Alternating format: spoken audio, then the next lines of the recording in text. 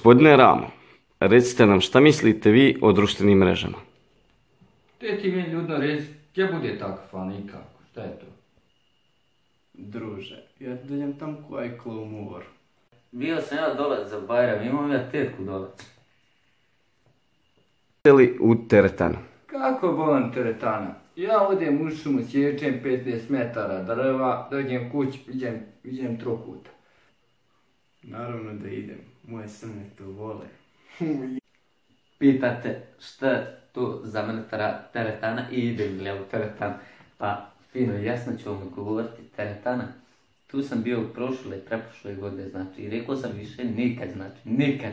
Teretana za mene više ne postoji. Ja sam tu došao jedne godine i ošao sam, znači, trčao sam oko 40 minuta minimalno. I trčao sam po onoj traki, znači, a nikako upalio nisam. Kad dođe onaj glavni čovjek upali traku. Znači, traka čim se pokrenula, ja sam se rasuo oko trhana. I nema govora više, nemoj me otme više da pitaš, aj čao. Jeste li vi agresivna osoba?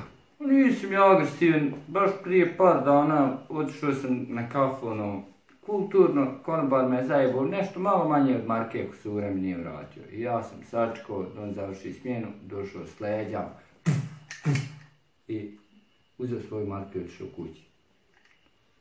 Pa gledaj ovako, druže, ja sam ti nježan kovatica ruže.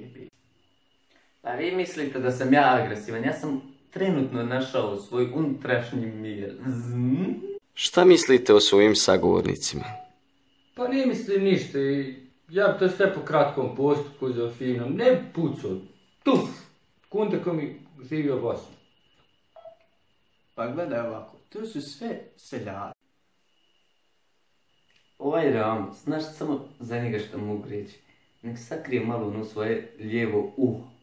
A za ovoga drugog, znači ovaj što ima košulj, znači samo bi volio da malo sakrije one svoje sise. Puno mu vire vani.